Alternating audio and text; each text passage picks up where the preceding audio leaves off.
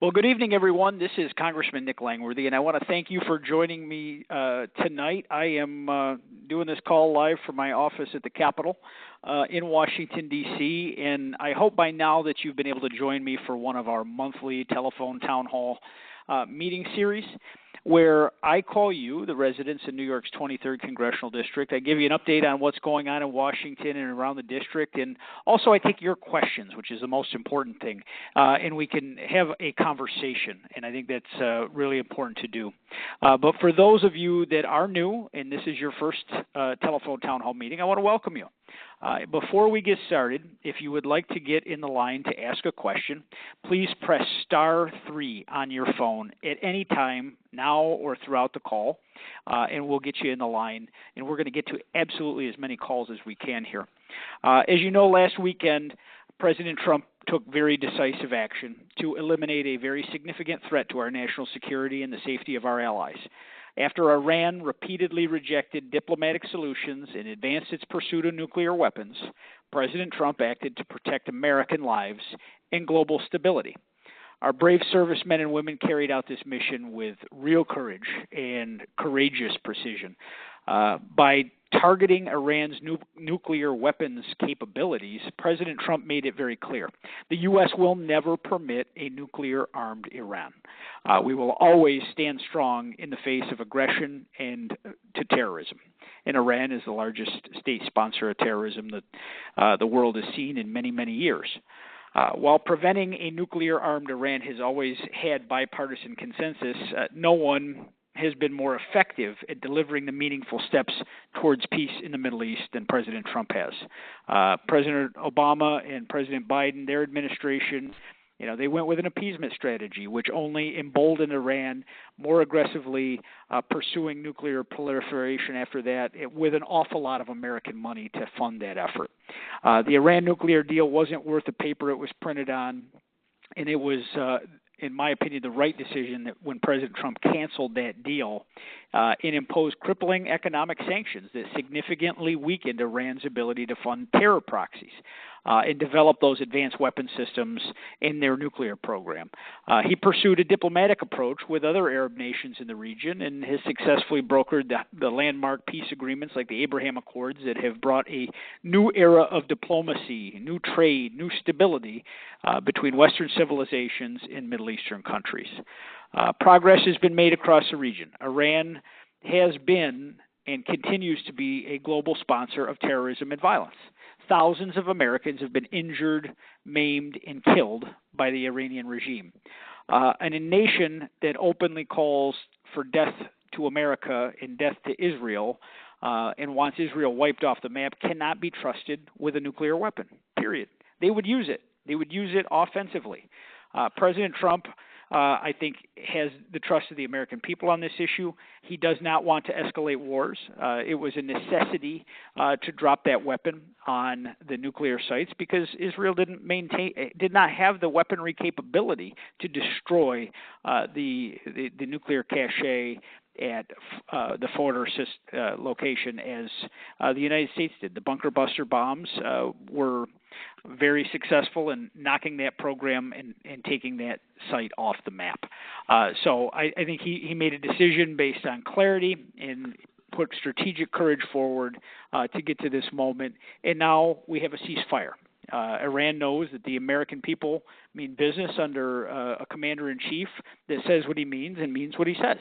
And they have had to stand up and take notice. Israel was doing a very fine job as they were taking out leadership targets of the Iranian regime and had done a very tremendous effort in taking out probably the top 5 layers of Iranian leadership, both in their nuclear program as well as their military. I don't believe Israel needs or needed the United States to commit to day-to-day participation in the war, but it was our weapon systems that were necessary to eliminate that nuclear program. So this is something that has been on a lot of people's minds. I wanted to touch on it to start our call here. tonight. We are in the final stages of working through our budget reconciliation process. It's in the U.S. Senate at this moment. They have had a setback at the hands of the Senate parliamentarian that has decided to rule that several of the provisions are not admissible under the Byrd Rule, which means that things involve expenditures and revenues. And it's a very arcane Washington talk for how a budget reconciliation works. They're saying that the provisions that they've removed today were only admissible if it's a bill that's subject to the filibuster, which obviously gives the power back to Schumer and the minority in the Senate and will allow them to try to grind those areas of the bill to a halt. So the Senate is retooling the bill and is working very hard to try to continue to get the progress. We have had a goal to try to get this signed into law by July 4th. We're still going to work towards that goal, and we're here in Washington getting the job done. If you want to join us and would like to ask a question, please press *3 on your phone at any time, *3, and we'll get you into the line. This is an incredibly busy time, and I'm sure that you have a lot of questions because there's plenty of news out there. So we're happy to have the conversation. So first off, I would like to talk to Lucas. Hello? Hi, Lucas. Where are you calling from tonight? Douglas County. I'm on my farm. Okay, great. Well, thanks for being with us. What's on your mind? So I was just wondering, how likely do you think it is for America to, I don't know, I guess commit to a World War III? I thank you for being with us and asking the question. I don't think that World War III is going to happen, certainly not in this circumstance. You have two countries that have been at loggerheads for a very long time. Iran funded the terror groups that caused the October 7th attacks on Israel. They have consistently funded Hamas and Hezbollah that have attacked Israel from all of their borders. And you also have the Houthis that have been a part of that dynamic of proxies of Iran. That was all done with Iranian money. Iran has not acted on Israel in their own name. They choose to hide behind others.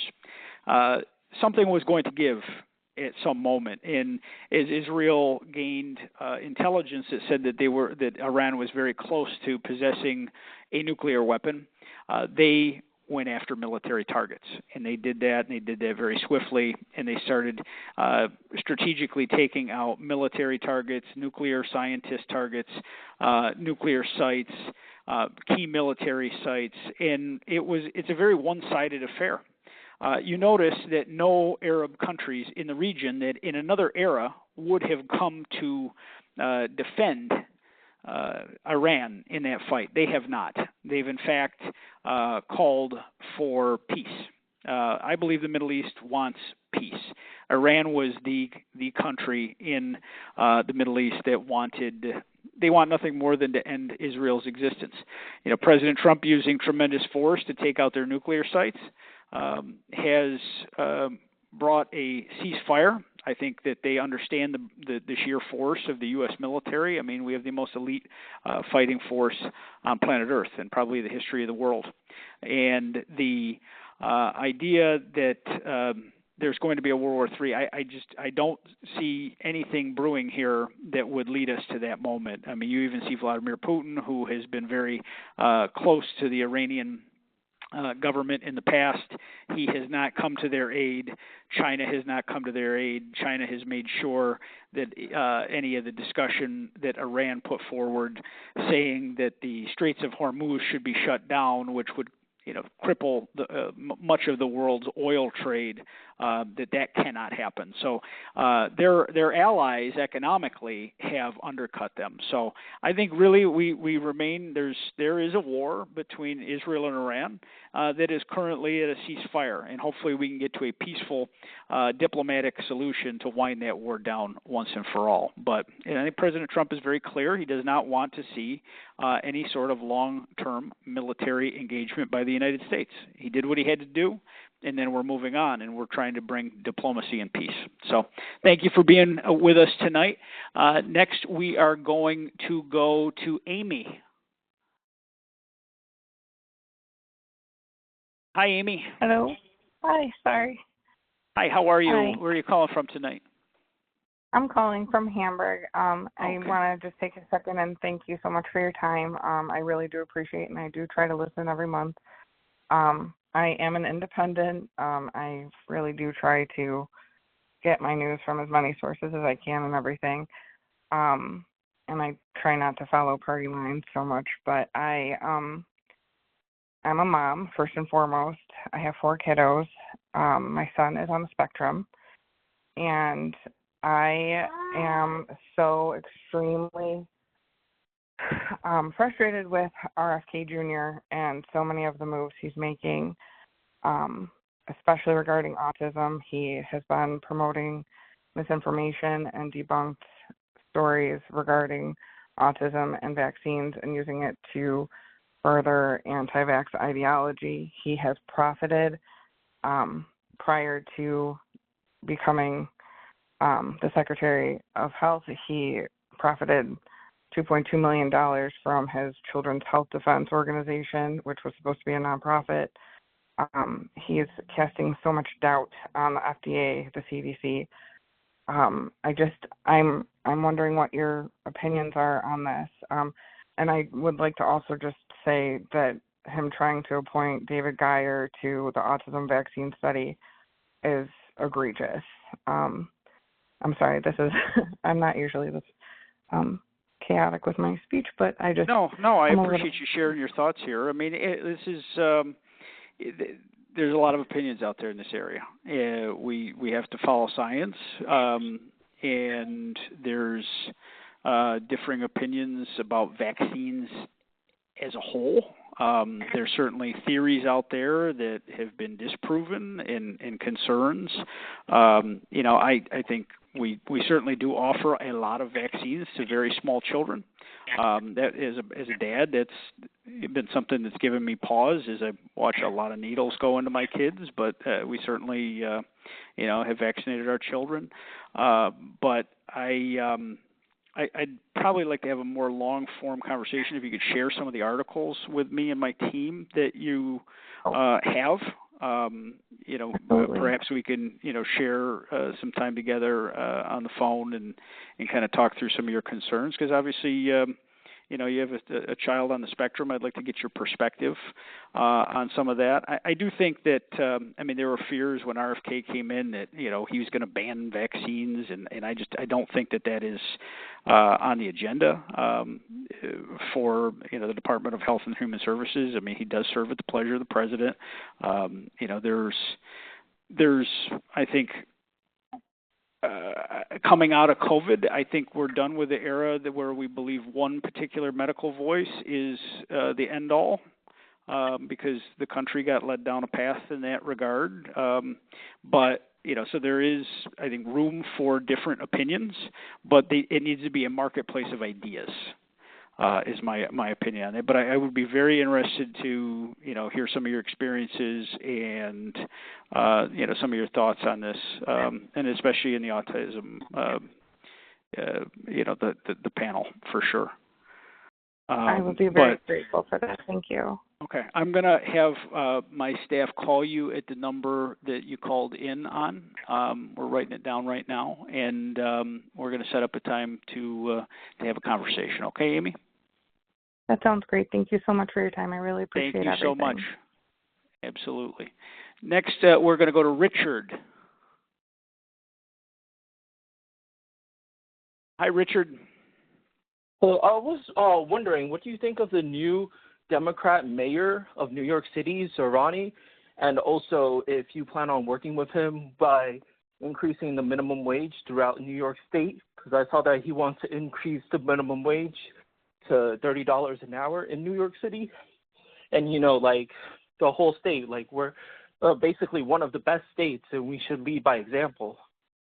Well, I do not agree with Mr. Badami's opinion that we should raise the minimum wage to $30.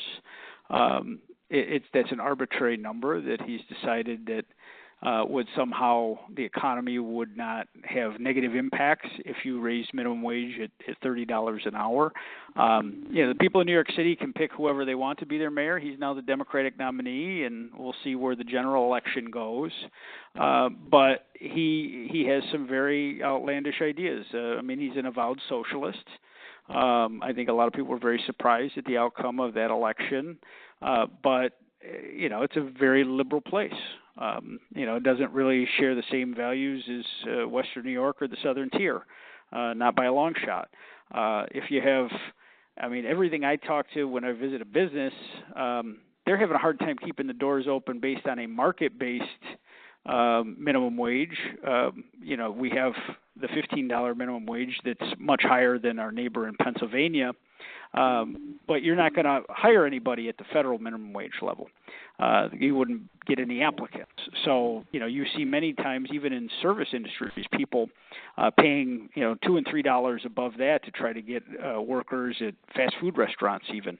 It's been a struggle to get labor at those current rates. An arbitrary $30 minimum wage, I think, would kill jobs and put probably a final nail in the coffin of the state of New York. So I think he'd have a very hard time getting it past the state if they have any sort of, I'm not sure if the state has to approve a minimum wage specific to the city or not. The state has many powers over its cities, whether it's their taxing levels or that. But he could chase a lot of business out of the city of New York and take a lot of dollars out of the state coffers, even forcing more and more people to live in the state than already are. So I think some of those ideas can be economically very dangerous. All right, thank you. Thank you very much, Richard. Thanks for being with us.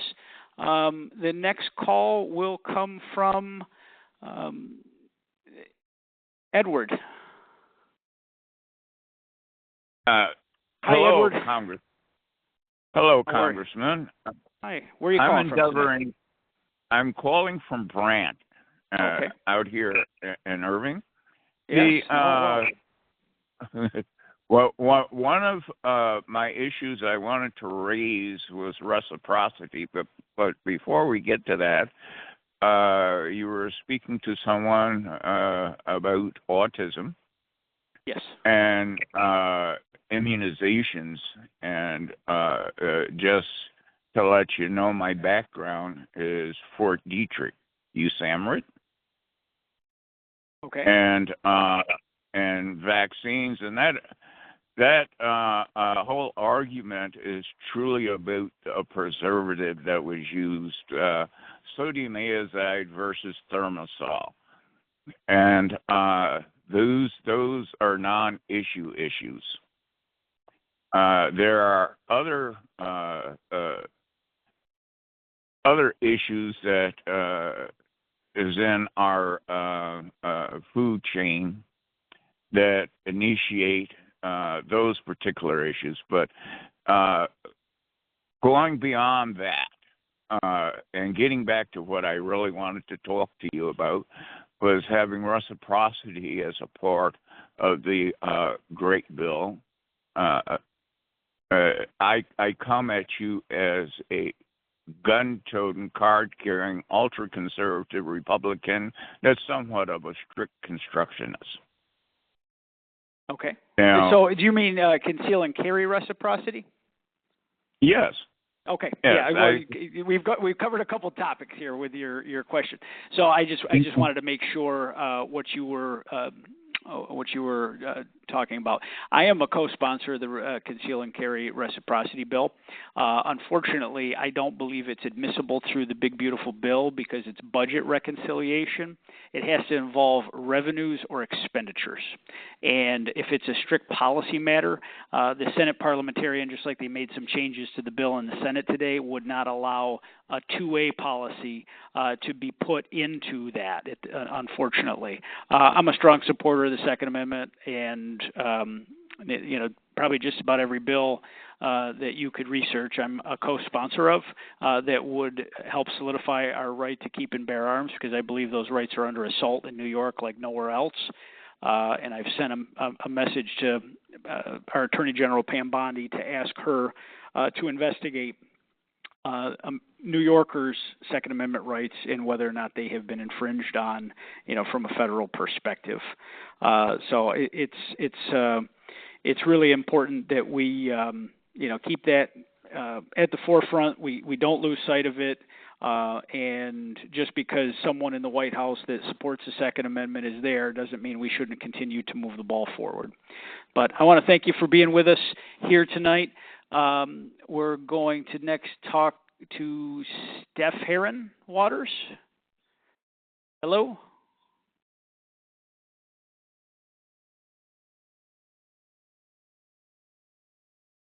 Hello?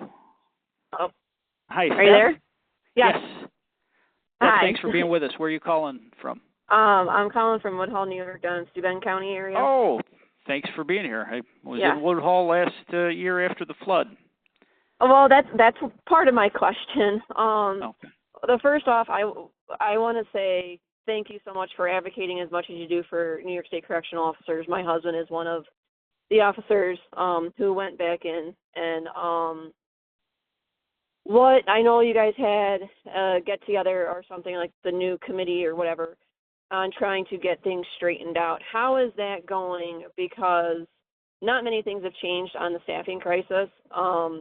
Like now they don't get any vacations, and to try and get time off, they're told no until further notice. We have a farm. My kids show animals for their 4-H and fairs. My husband can't get off right now because they don't have staff. And they won't give And if any they time call off. in, And they won't give them any leave time. It's nope, just the abuse continues, and it's just I don't know if you were unless it it was pre-scheduled to where it's like right. a flight or a cruise or something, then no. Or if they do call in, but the doctors know it's still an occurrence. That's amazing. I mean, it's I used the opportunity. She came before the Oversight Committee a few weeks ago, the governor did, and I took the opportunity to bring up the corrections officers, and of course she didn't, answer any questions about that. But it's a constant. Unfortunately, I do not have a seat at her table with the corrections policies in New York State, and they are unfortunately very much within the laws of New York. I believe they have, unfortunately, federal protections. We have the Department of Labor currently trying to decipher if there's been any angles here that there's a federal interest in. But being that they're law enforcement, they don't have the same rights, unfortunately, that other municipal employees would have and other labor unions. I mean, the abuse of our corrections officers is disgusting. What has happened to them, pillar to post, since the HALT Act, and since the de-evolution of criminal justice policy in New York, this has been something we've all been talking about now for years, and the governor has completely forgotten where she's from. I mean, she undoubtedly growing up knew as many corrections officers as I did. And, the idea that you just, basically trample on these workers, these families, because they don't come from an area that you get a lot of political support is just absolutely awful. And the treatment is subhuman. I mean, the stories I heard when I was out on the picket lines with corrections officers, I won't forget. And as long as I can be an advocate, I will. And that's why I went at her like I did in the hearing. I mean, right now with the schedule, they're on a trooper schedule, so they get a couple of days rotation out. They're doing 12-hour shifts. but like our family vacations that we do, which is farming or our daughter showing, they don't get anymore. They don't get a week or two at a time off with their families anymore. And it's just, yeah. And the second part, which thank you for going after her at that committee with the illegals. With that, how is it they're allotting $50 million for legal services, but yet our area that you have been in many times still has so much damage from floods? I mean, it's the blatant disrespect to New York State taxpayers that she's just going to earmark randomly $50 million out of the budget that's at her discretion to pay the legal services for those that broke the laws of our country to come to New York illegally, while we have many other areas of our state that need more attention, more funding. The damage done by her DEC that causes flooding in areas like Woodhull, in Jasper, in Troopsburg, in Canisteo, a lot of that could be solved if the DEC would get out of the way and they'd actually, dredge the rivers and the creek beds that her DEC won't allow us to, but they're going to take our tax dollars and hand them to lawyers to help illegal immigrants. And all the while, their laws are preventing people from in local law enforcement and state law enforcement from cooperating with federal law enforcement to try to alleviate this illegal immigration crisis. That green light law, puts illegal immigrants ahead of law-abiding taxpayers, and it puts our cops and our law enforcement at the absolute bottom of the ladder. And that's the theme with her, and that's the theme with the governor, and I couldn't disagree with her more, and I will use every opportunity I have to bring those policies to light, because this is about justice for the people that put their lives on the line every single day to defend our ability to be safe in our own communities. Yep. Well, thank you for that, sir. Just, you just got to remember around maybe November next year. So thank you for being with us, Steph. All right, next we're going to go to Donna. Hi, Donna. Hello, how are you? I'm doing very well. Where are you calling from tonight? Hamburg. Okay, thanks for being with us. What's on your mind? Yeah, I'm worried about this Medicaid thing. Okay. Myself and my two adult children, they're 20 and 23, are still on Medicaid. Okay. Got one of my kids off. He's a Marine. Okay, but now the other two have learning disabilities. Okay, one's in college, and we depend on these grants, the Pell and whatever the other one is, the state and federal, which I don't even know if she's going to get anymore. That's another concern. And my is ADHD autism spectrum, and we're having trouble finding him a job. So we're going through Access VR for both of them right now. And he has a student loan to pay back because he failed in college. Couldn't get him through college. If he loses Medicaid or she loses Medicaid, neither one of them have access to Access VR, and I don't know what we're going to do.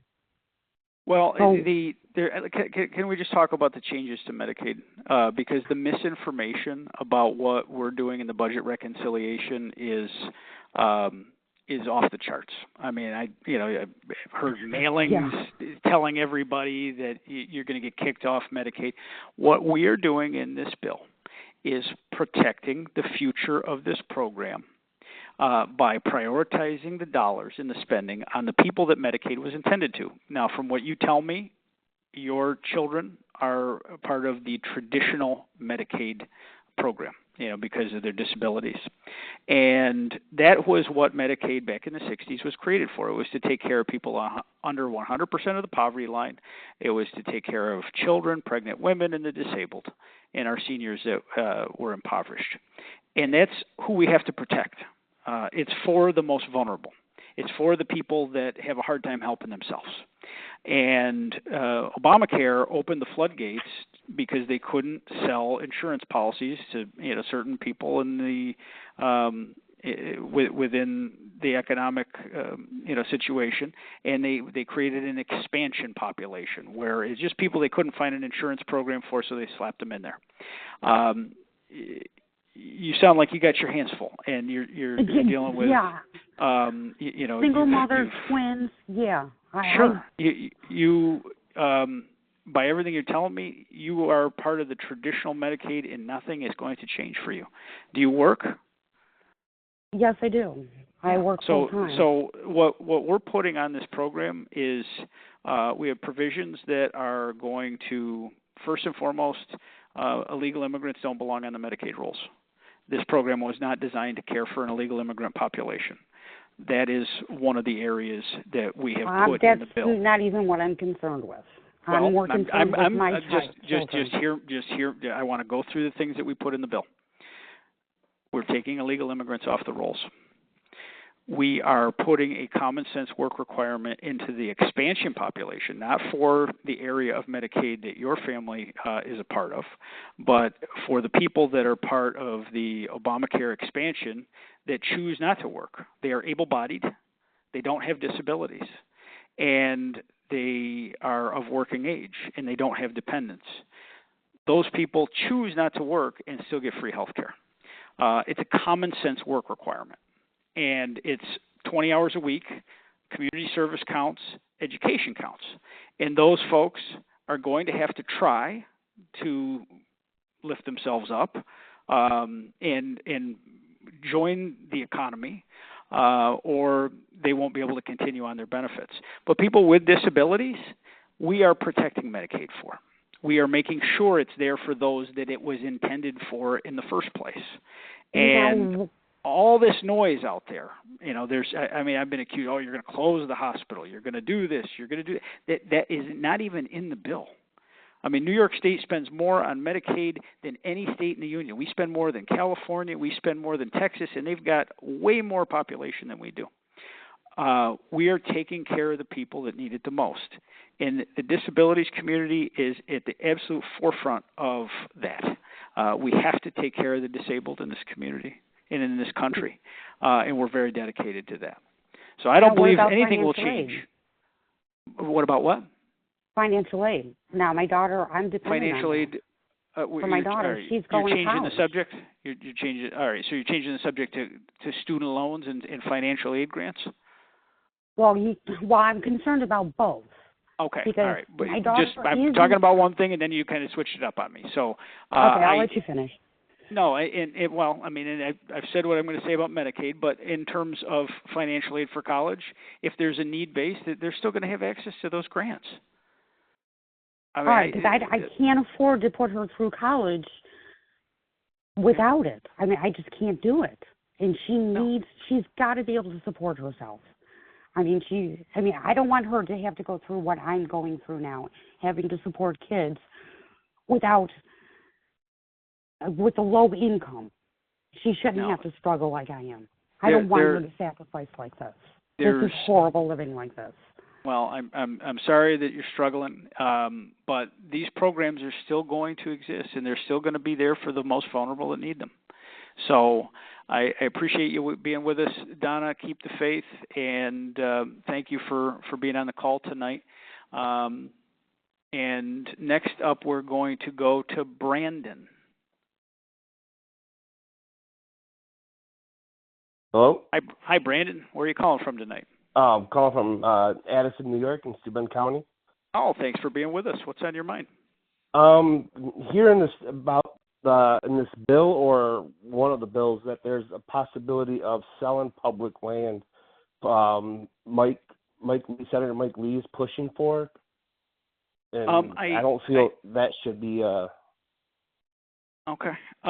It was not a part of our House bill, which I've had a vote on, and then now the Senate has our bill. They're making changes, and then it will come back to the House for final consideration. He has attempted to include a provision in the bill that would put about 258 million acres of land, about 40% of our federal holdings, up and potentially available for sale. It was, as I said, it wasn't in the House bill, but Senator Lee's claim is the goal is to make it available for affordable housing to be built on the land, and it was removed from the Senate bill apparently today by the Byrd Rule, just like several other provisions of this. But he's trying to figure out a way to put something like that in there. So you're opposed to the sale of public lands? Yeah, I absolutely disagree, because even if they say only 5 miles, then it will be like a stipulation where you can go, oh wait, we can go 5 more later, and keep adding on and just be more and more. And this land is a space where, if you're stressed and hiking helps you relieve stress, or you want fresh air, or fishing, hunting, it's just a nice, peaceful getaway. And we can't sell these lands.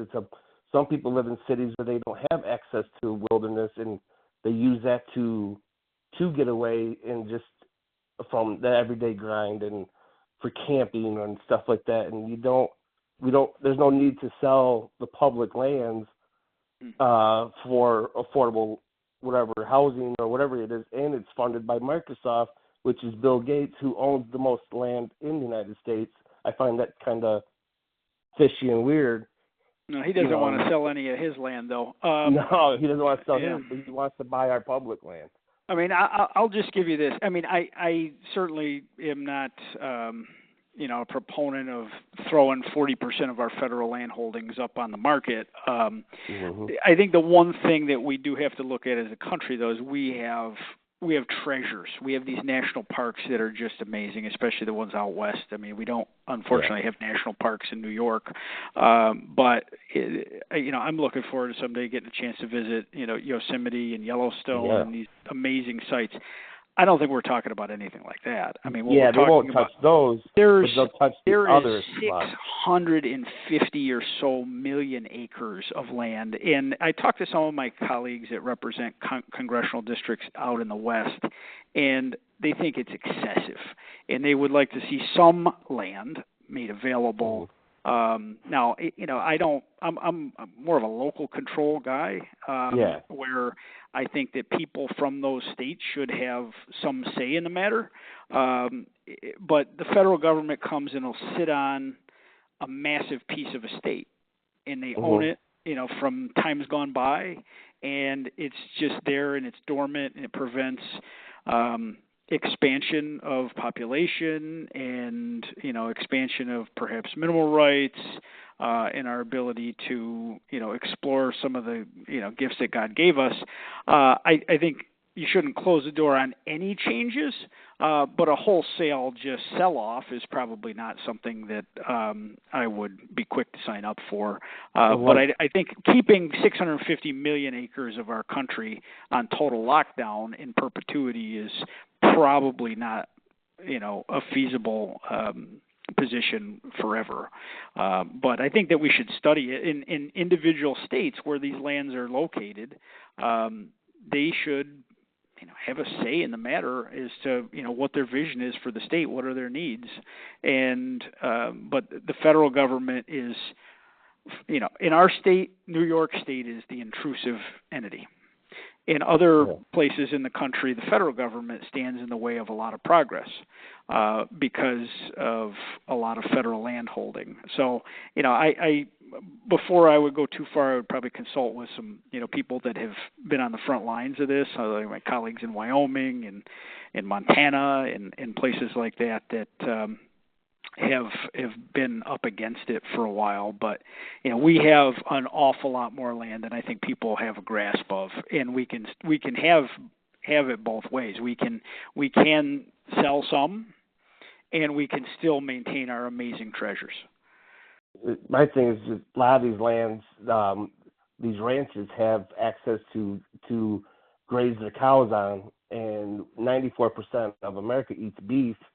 Sure. Then that's an access, and then it's now that they could lose. That's something that there's a lot of other factors that just what I brought up a minute ago, but there's like that. That's my concern. I think nothing should be rushed into on a policy like this. I mean, it certainly you got to have somewhat local input, and you got to have a real wholesale discussion.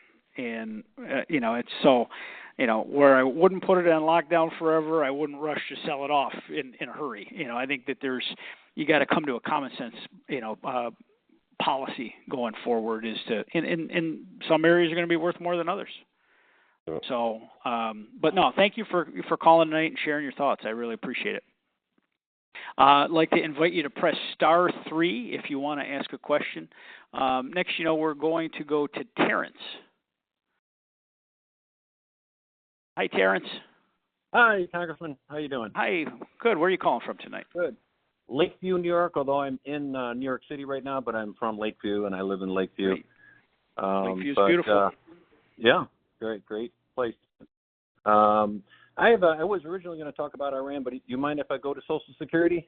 Sure, talk absolutely. About Social Security.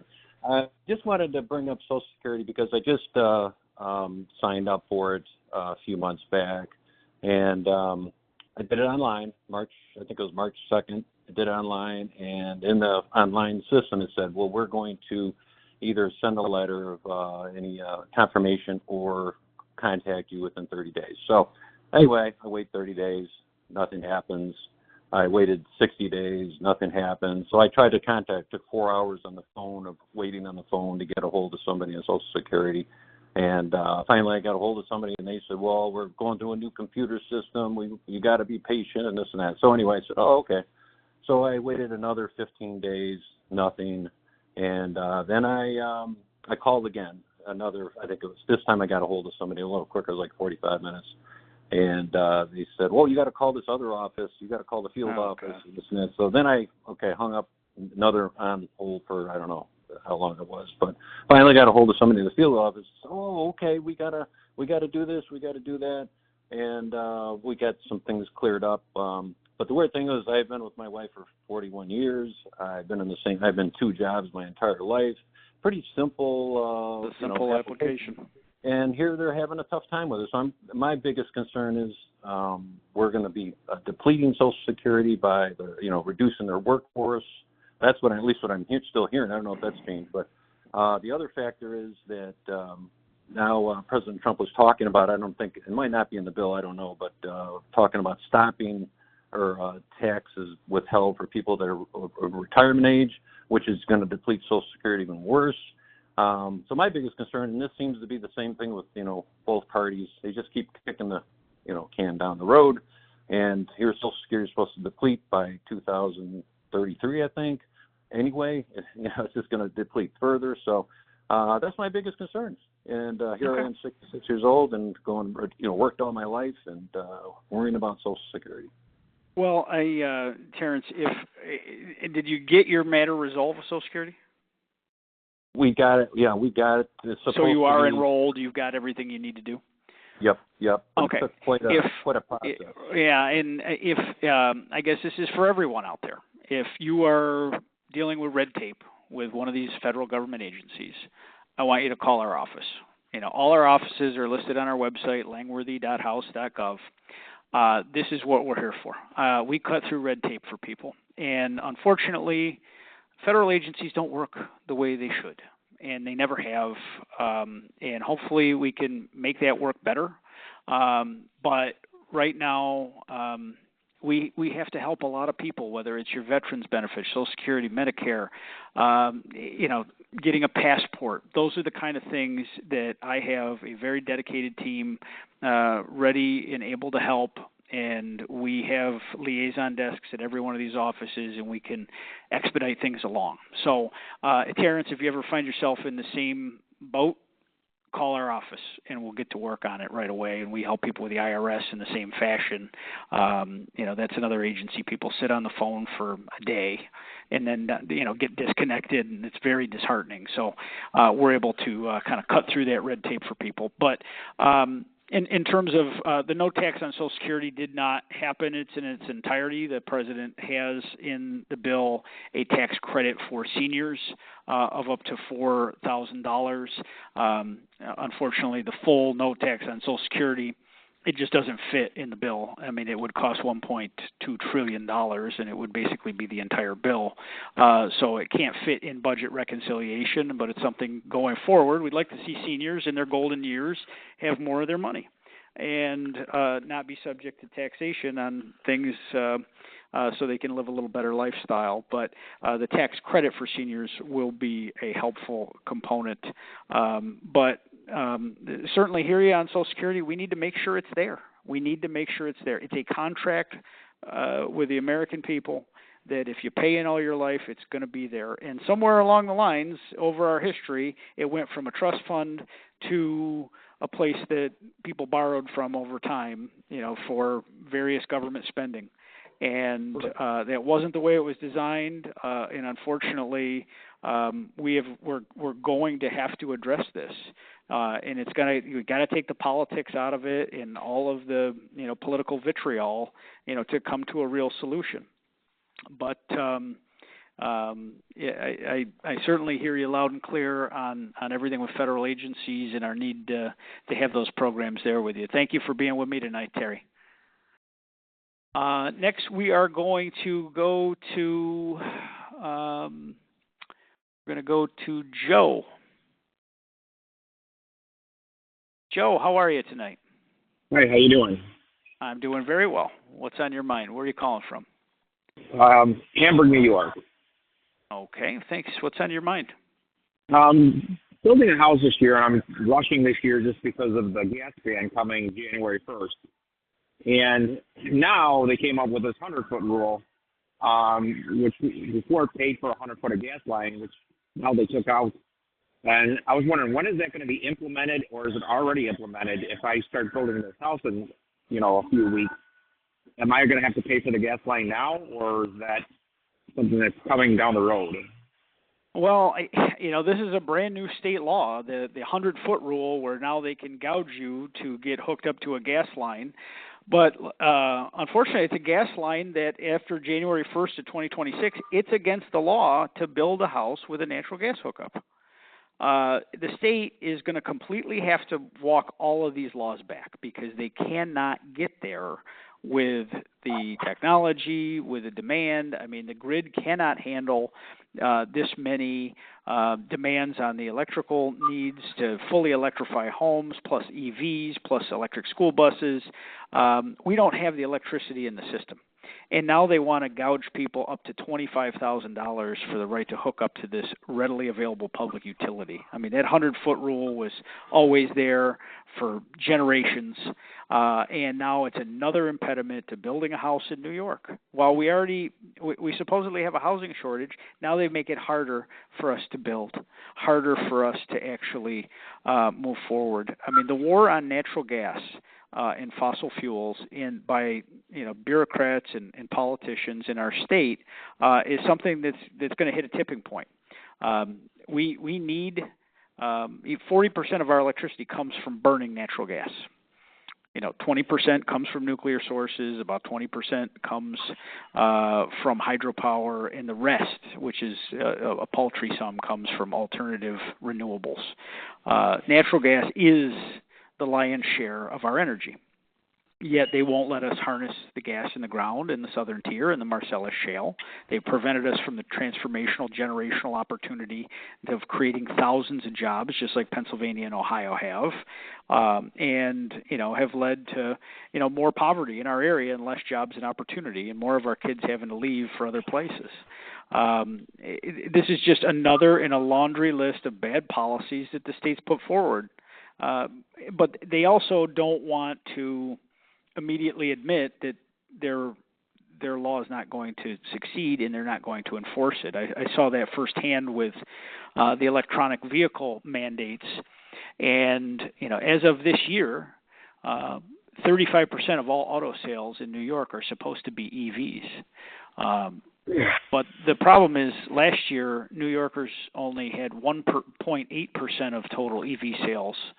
Of those cars were EVs out of the total sold. New Yorkers and people around the country largely don't want an EV. They don't think it fits their lifestyle, and it's really tough to see it fitting many lifestyles in Western New York and the Southern Tier. If you want one, great. It should be your choice to have one. But if you want a traditional internal combustion engine, that should be your right too. But the state won't admit that their law is going to fail. So all they're telling the dealers and the manufacturers is, we're going to keep an eye on it. Well, what does that mean?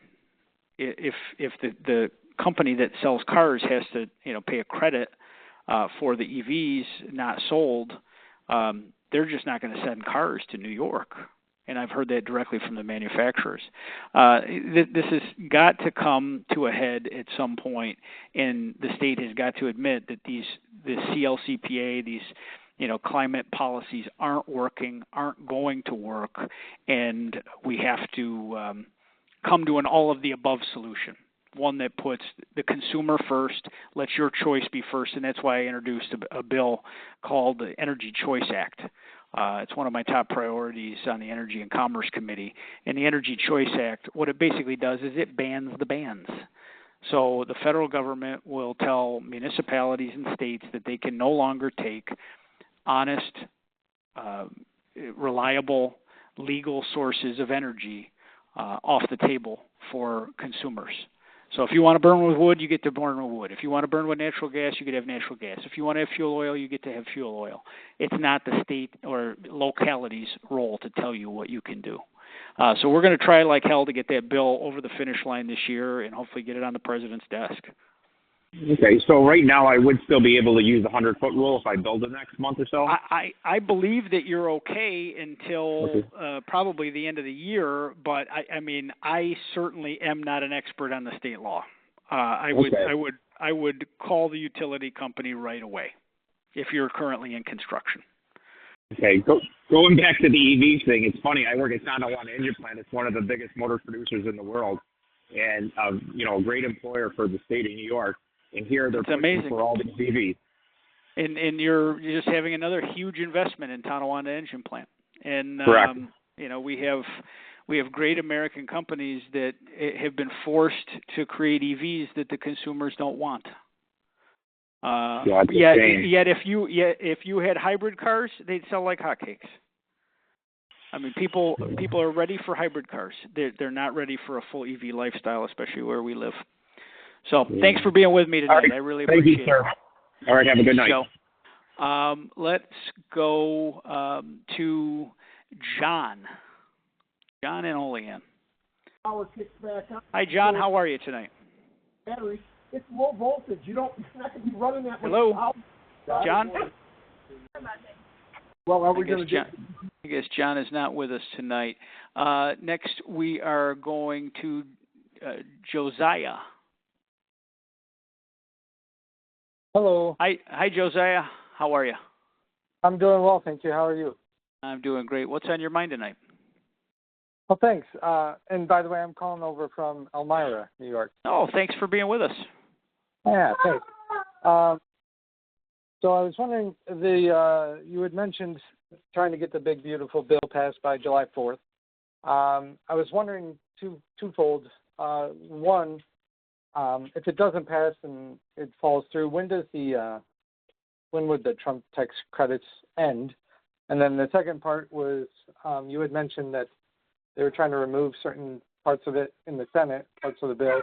I was just curious if you had any more info on some of those parts that might be removed. Right. There's a few things about the reason that we're in a rush to get this done. First, the sooner we get the tax code extended and we have certainty in the economy going forward, the better it's going to be for businesses to make long-term plans. We're hearing that I hear from a lot of business sources that there's a lot of investment parked on the sidelines. People don't know what their tax obligation is going to be next year, so they're pausing purchases. They're pausing a lot of long-term investment in businesses, and there could be as much as $4 trillion on the sidelines in private equity waiting to see what happens here in Washington. The tax code expires on December 31st. So if we are not successful this year, the Obama-era tax rates go back into effect. It's the net increase of $4.5 trillion tax increase on the American people. And that is something that would be a huge wet blanket at this point in the economy. It's going to cost us jobs, and it's going to cost a lot of investment because people are going to scale down as they did in the Obama years rather than invest and try to grow. And we need this economy to grow like crazy because we're $37 trillion in debt. You can't cut your way out of $37 trillion in debt. You have to grow and provide, common sense cuts at the same time. Both of those things have to be working in unison for us to get there.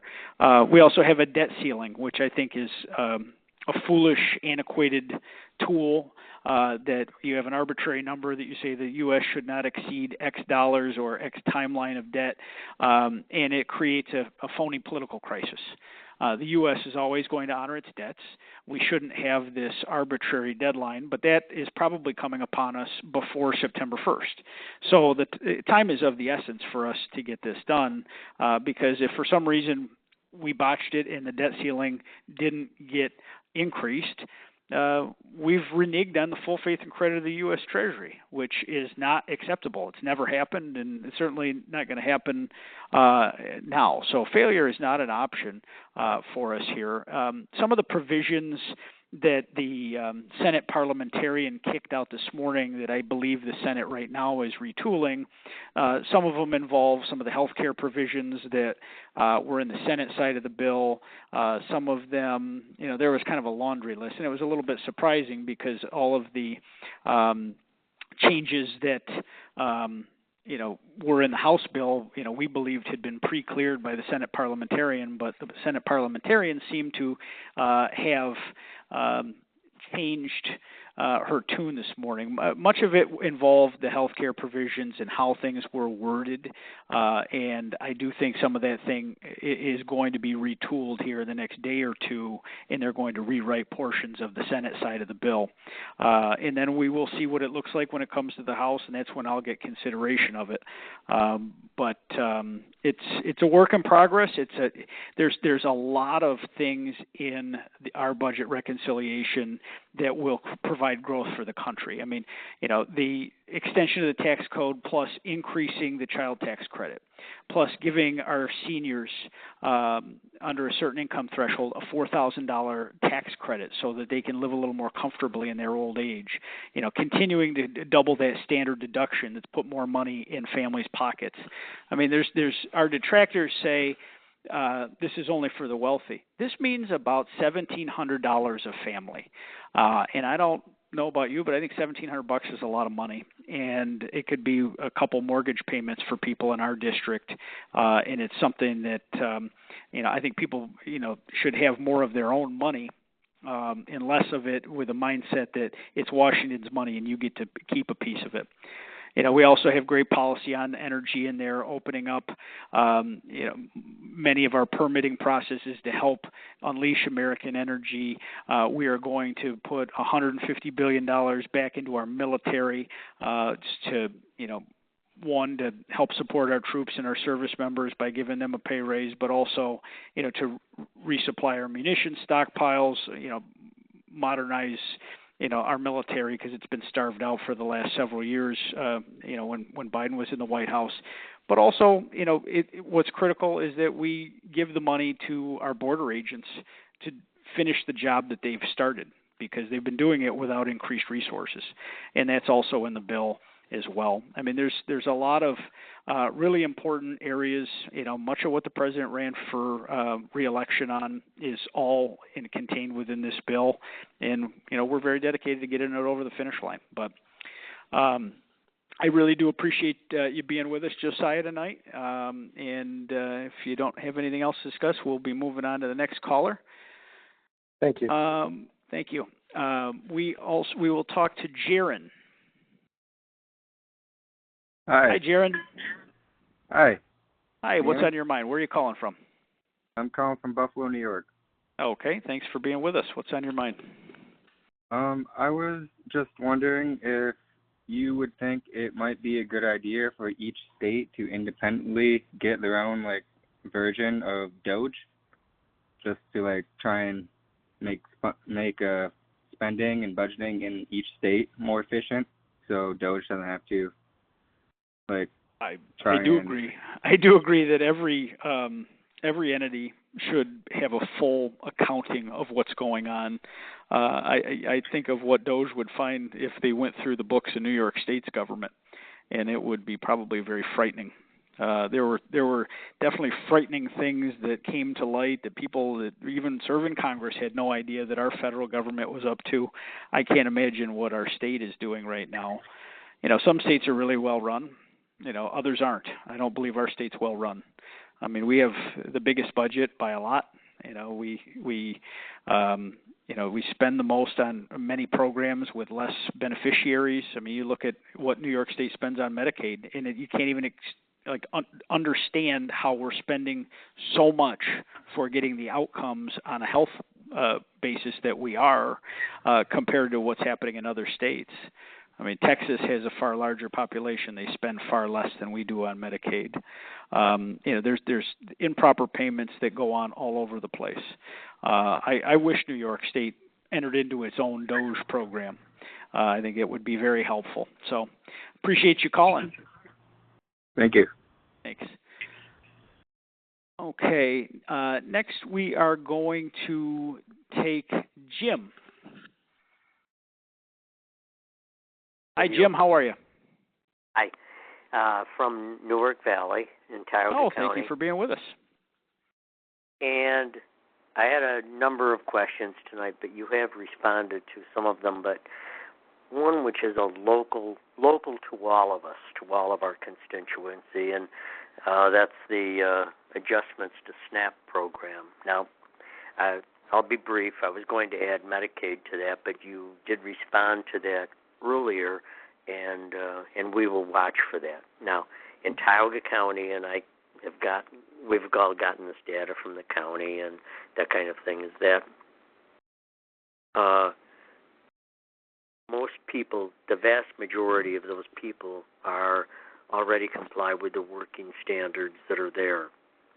There are no illegal immigrants in Tioga County, and so that portion of it is not an issue eating into those programs.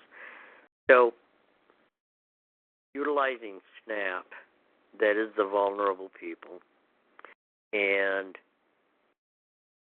as the total bill is there, I know that it's something that you've approved and the president has approved. Can you describe the expected reductions in SNAP as you did Medicaid? Right now, the Senate bill is being reworked because some of the SNAP changes were changed by the parliamentarian today. So we passed a bill. The Senate took the bill. They're going to change the bill, and I don't know exactly what it's going to look like until I get my hands on a bill that passes the Senate. So as the Senate parliamentarian made changes, I wish I could go through chapter and verse with you what it would do. But what we're looking to do is to eliminate erroneous payments. I believe in the SNAP program. I think that we could feed the world from this country. I believe in a generous hand up.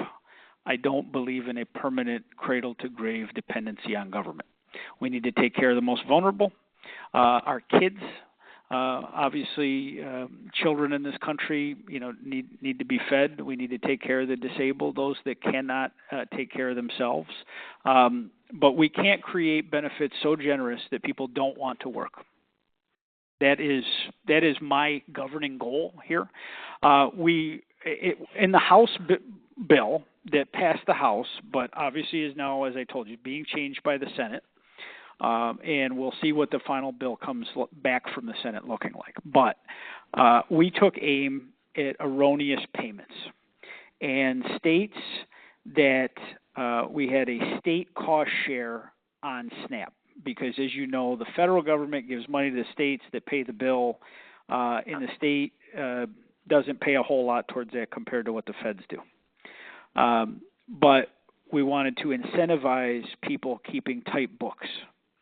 Much like the idea behind Doge. You don't want to waste money where it shouldn't be wasted. We want to make sure that these benefits are filling the bellies of the people that deserve it. that need it, that the programs were intended for. We have some states that had 25% erroneous rate of payment on SNAP. So what it would do would create a sliding scale of copay for the states based on how erroneous their books are, and it gives them an opportunity to correct that matter. So it is a cost share with the state. The state will raise holy hell, and they're going to declare that we cut. We didn't cut. They're just going to have skin in the game too, because the way these programs unfortunately work, the federal government gives the money, the state runs it. If they want to run it lousy, it costs the federal government more money, and we don't have the proper oversight. A follow-up to that, if I may. Sure. And I'm grasping what you're saying.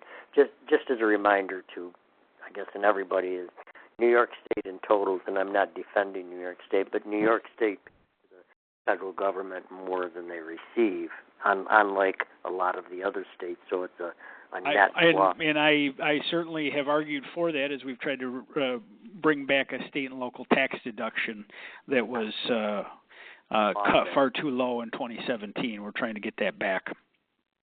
So hopefully in SNAP, and this is more of an illusion than anything else, is that so in SNAP, where we've cut the dollars first, so an inspection of what may be considered not proper spending or illegal spending, that kind of thing. So will it be cut first, and then if in Tioga County, as an example, or all of New York State, is there a plateau that it's going to reach, or in the case of any given situation, if in fact everything is running fairly properly, then is it fair to say that no one on SNAP or Medicare for that Medicaid for that matter, they would not lose anything? Is that a fair comment? As I think I told you at the outset, I don't have the final text of this bill because it's in the Senate's hands. I don't have. They're currently doing a rewrite right now, so I can't speak to the language that they're going to write. My point. And this is a moving target. Now, I don't believe that this is aimed directly at a municipality. So, as you're a mayor and you're part of the council on government, this is going to be how the states interact with the federal government, because you as a county government, you're a pass-through. So many state and federal programs go through your books ultimately. But we will be working with everyone as we go forward. We're monitoring, hour by hour what's going to come out of the Senate, but they haven't voted on a single bill yet. So, they had a proposed bill. They had to get it pre-cleared by the parliamentarian. They made drastic changes, and now they're back on the drawing board right now. So, as much as we thought we were going to be moving in the next few days, I think this is going to be delayed a little bit. But I don't believe what we're looking at. The work requirements have always been there. The states have been allowed to opt out of them. That's losing. I firmly believe in the Bill Clinton spirit from what he did in the 90s, which was putting healthy work requirements to help people lift themselves up out of poverty.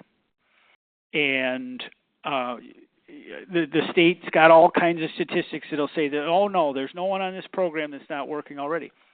If they already work, then they're not affected by a work program or a work requirement. If they're already the working poor, they're not changed one iota. But there are people on all of these programs that are choosing not to work, and those days are over. If you're able-bodied, if you're of working age, and I think on SNAP the age is with kids that aren't in school. So the age was under 7.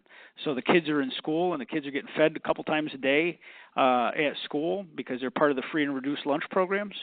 So we're asking those people to get into the economy. Now, there's all kinds of avenues for exemptions, like if you're a caregiver of an elderly parent or a disabled family member. I mean, all of those common sense exemptions are there, but we're what we're looking at is the people that can work but choose not to. So as we go forward, happy to have deeper conversations when I have specifics in front of me, Jim. When this bill is written, but this will all work out, and we are going to strengthen these programs and provide more accountability to the taxpayers, because the federal government deficit spends. I mean, that's something that is, I think, lost on a lot of folks. We spend more on our national debt service and the credit card interests on what we're paying here than we're paying for our national defense. No one wants to hear of any changes. We have to make the right changes. We have to make these programs actually work. And improper payments, if we're only wasting 5% in improper payments, that's 5% too much. We need to tighten the belt, and we need to bring accountability, and that's what I'm working towards. So thank you so much for being with us, Mayor. And now we've got the last question. We are going to talk to Mark. Hello. Hi, Mark. How are you? Hey, I'm good. How are you tonight, sir? I'm good. Where are you calling from?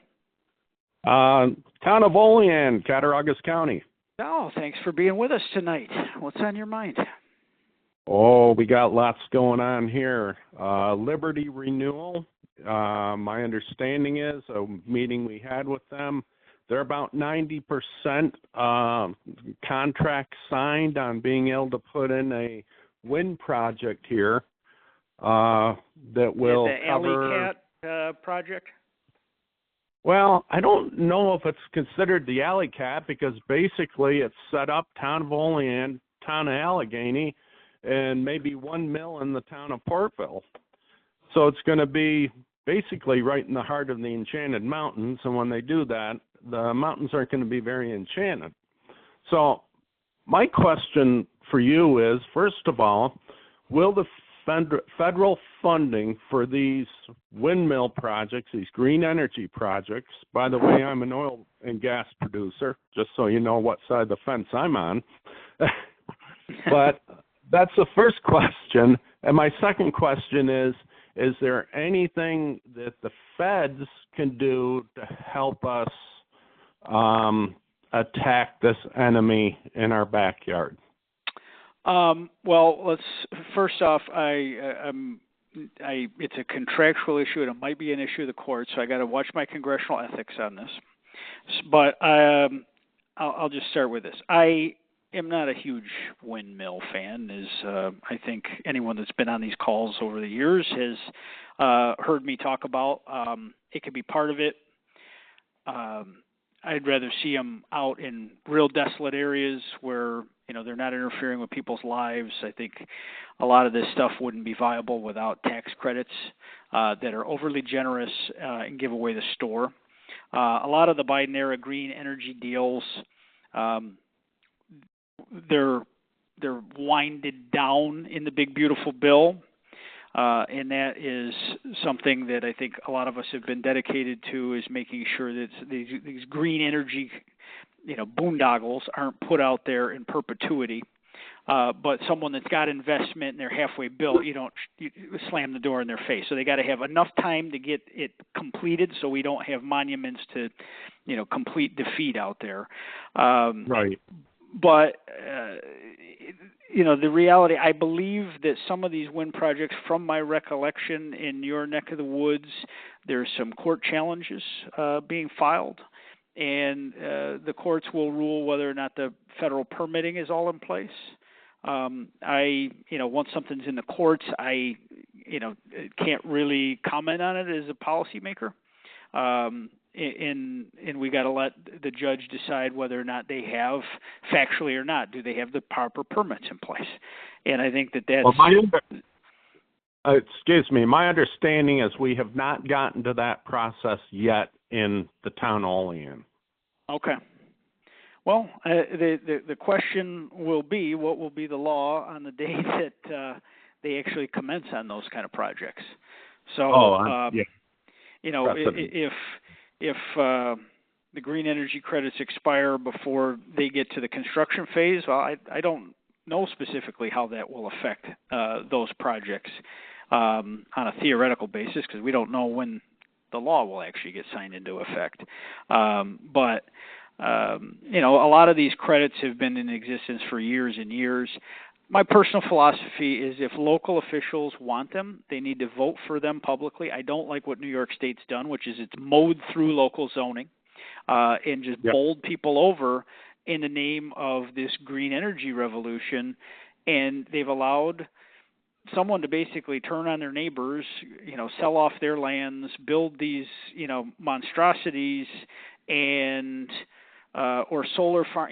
You could build the home of your dreams, and then 2 doors down is a farm, and then 2 years later it can be a solar farm. Well, that's not as appealing. And if I could say one more thing, is that these towers are actually slated to be the tallest towers used yet. Tower length over 600 feet. That's not including blade length. So, I mean, obviously, our town doesn't want it. Town of Allegheny does not want it. Majority of the people don't want it. But, of course, the people that own large tracts of land that live out of town, different states, different areas, they voted for it. Or not voted, but signed a contract. Yeah. Well, it's obviously, I think you understand my philosophy on it. Absolutely. It's got to come to the courts in terms of who has the legality to do what. New York State has done a disservice to individual communities in terms of what they call streamlining the price. I mean, you can't do a damn thing to really get something up and running. I mean, I had a long talk with the people that own the shuttered Dunkirk coal plant, fired electrical plant. And, that's been shut down for maybe 5 years. In order to get that thing repowered to a natural gas plant, if the state would play along, every element of the permitting would have to start from scratch as if they built a new building. I mean, it's crazy. That's what's wrong. Using real proven energy sources that can better the grid and make more electricity for all, it's harder than hell. You want to build a solar farm, a wind farm. I mean, it's like putting a puzzle together. And they're never going to get to their 70% by 2030. It's impossible. You're absolutely right. It is impossible. It's improbable. It's not reachable by any metric. We have to, end the war on natural gas in this state. I appreciate you being with us, but I'm out of time. My staff's telling me here. I want to thank you all for taking the time to be with us here tonight and have a great discussion. We went across the board. We talked about everything going on in the country right now, and you shared your thoughts with me, and hopefully I answered your questions. We have a lot of big challenges to tackle in this country to get it going in the right direction, to grow the United States of America, to create a better quality of life for people in Western New York and the Southern Tier. I'm dedicated to fighting for the hardworking families and the hardworking men and women that actually pay the bills in this country. That is who I fight for in the halls of Congress. It's the honor of a lifetime to represent you and the 778,000 members of this district. Our door is always open. We have offices in Clarence, in Jamestown, in Olean, and in Corning, and we will always be there to help you fight Washington, cut through the red tape, and get the help that you need. No problem is too big, and no problem is too small. If I wasn't able to answer your question tonight and you're still on the line, please leave a voicemail, and the staff or I will get back to you. I want to thank you. God bless you all. Thank you for being there. Have a wonderful, wonderful Independence Day celebration. God bless you all, folks.